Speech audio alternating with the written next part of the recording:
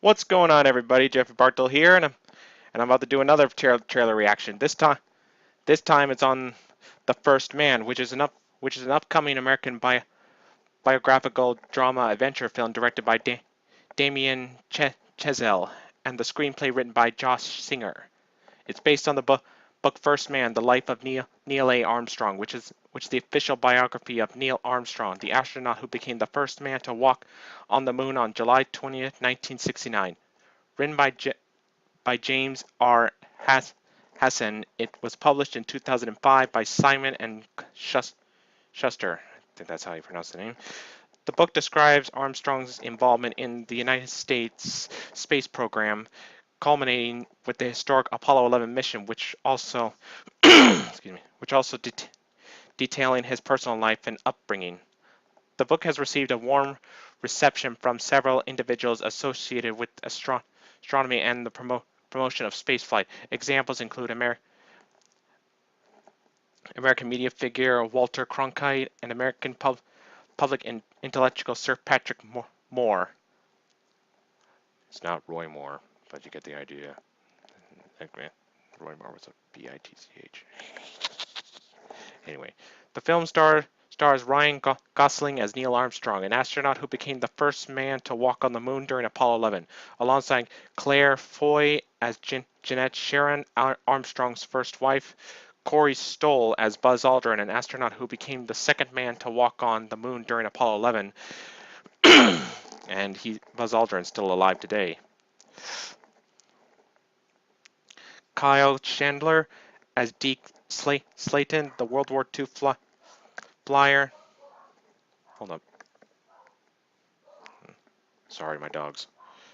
The World War II flyer, aeronautical engineer, and test pilot who was selected as one of the original Mercury 7 astronauts and became NASA's first chief of the astronaut office.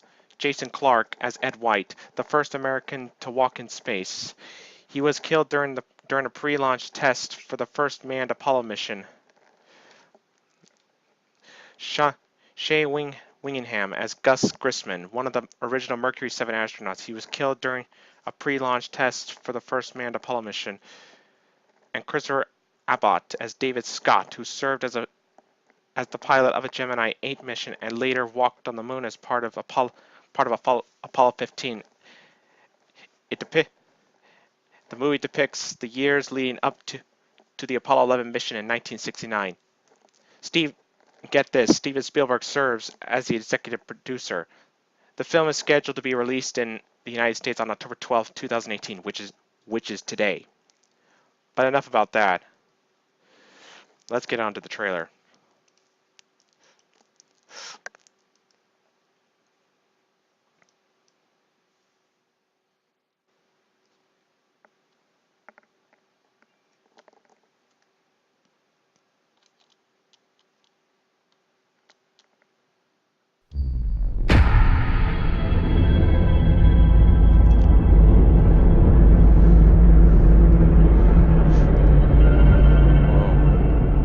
Are you sure? Yeah. Be an inventor.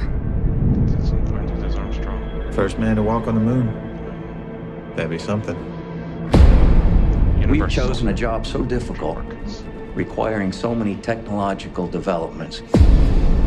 We're gonna have to start from scratch. Go with throttle up. I heard that before. Only after we master these tasks do we consider trying to land on the moon. Neil, if this flight is successful, you'll go down in history. What kind of thoughts do you have about that? We're planning on the flight being successful. The Academy Award winner Damn, that is a big mother. It'll go up like a half-kiloton A-bomb if it blows. The vehicle's not safe. We need to fail down here so we don't fail up there. This isn't just another trip, Neil. You're not just going to work. Do you think you're coming back?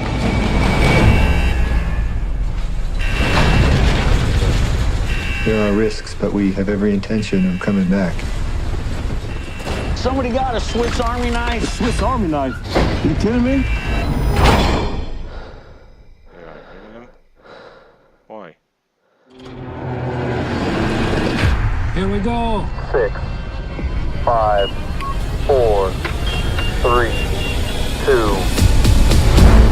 liftoff. Do you question whether the program's worth the cost in money in and laughs? You're down here and you look up and you don't think about it too much, but space exploration changes your perception. And it allows us to see things that we should have seen a long time ago. We have serious problems. We've got this under control. You're a bunch of boys. You don't have anything under control.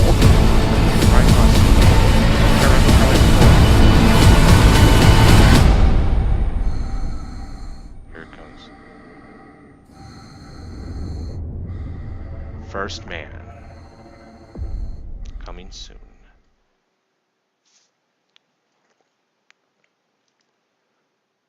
Wow, I mean, right? It's pretty incredible about the trailer. What I would like to know is how they did the special effects of the moon of Zero Gravity. Because I want to be a filmmaker too. Anyway, Anyway, as you saw in the trailer, this is the story. The story is the riveting. This is the riveting story of NASA's mission to land a man on the moon, focusing on Neil Armstrong, and the years 1961 to 1969. A viscerally first-person account based on the book by James R. Hansen. The movie will explore the sacrifice and the cost on Armstrong and on the nation of one of the most dangerous missions in history, as I said before. Now,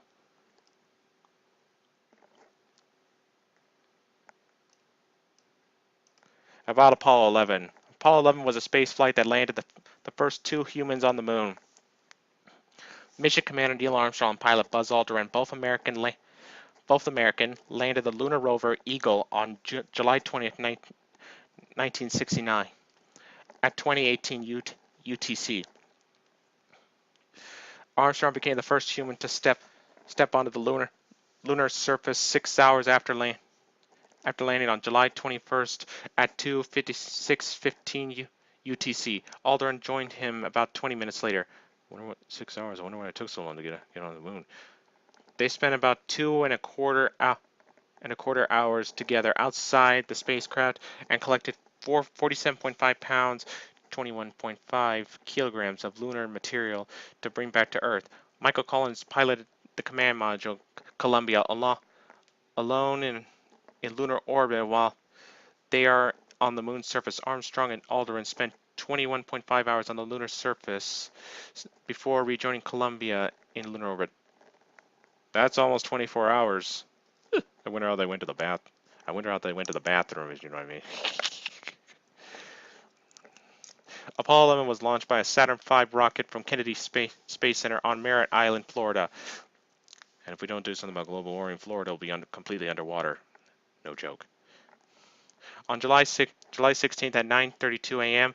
EDT, 13:32 UTC, and was the first manned mission of NASA's Apollo program. The Apollo spacecraft had 3 parts: a command module with a cabin for the three astronauts, and the only part that returned to Earth, a service module SM, which supported the command module with propulsion, electrical power, oxygen, and water, and a lunar module LM that had 2 stages: a descent stage for landing on the moon, and an ascent stage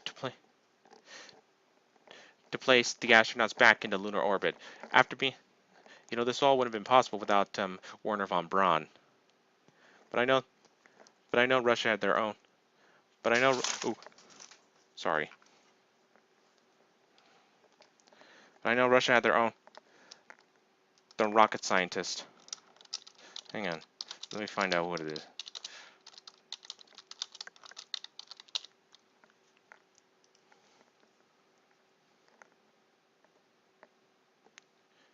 I think it's Sergei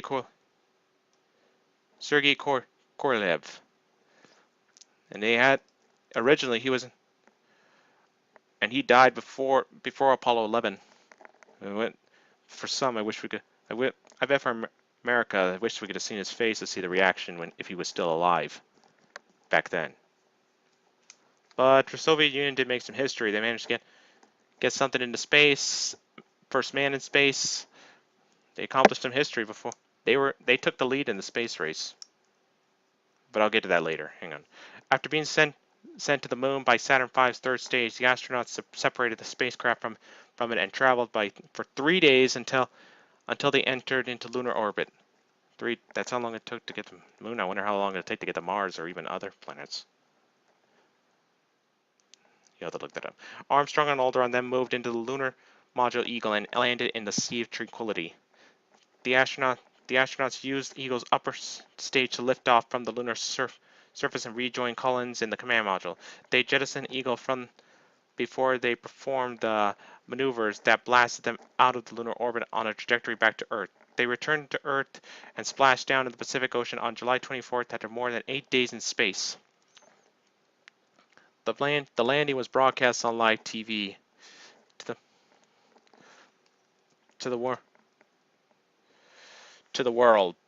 worldwide audiences. Armstrong stepped out onto the lunars and described the event as one small step for man, one giant leap for mankind. Apollo 11 effectively ended the space race and fulfilled a national goal promised in 1961 by U.S. President John F. Kennedy. Before this decade is out, of landing a man on the moon and returning him safely to the Earth. We'll say it just like him. If you want to look up his legacy, still lives on today. I think the anniversary is on July 15th, but I'm not 100% sure. If you want to look up more of the history, the Soviet Union did take the lead in the space race, as I was saying, but we finished strong and hard, thanks to Wernher von Braun. And I still wonder if he didn't like the use of the war. I know he was for. I wonder if he still didn't like the idea of using rockets as weaponry. Never know. Or the use of slave labor. Again, I'll never know, because he's dead today. Anyway, thanks for watching this video. Don't forget to leave a comment if you want me to do more videos like this, and subscribe down below. Leave a. I just already said that. Share this video with your friends, and you get the idea. But until then, this is Jeffrey Bartel saying, that's one small step for man, one giant leap for mankind.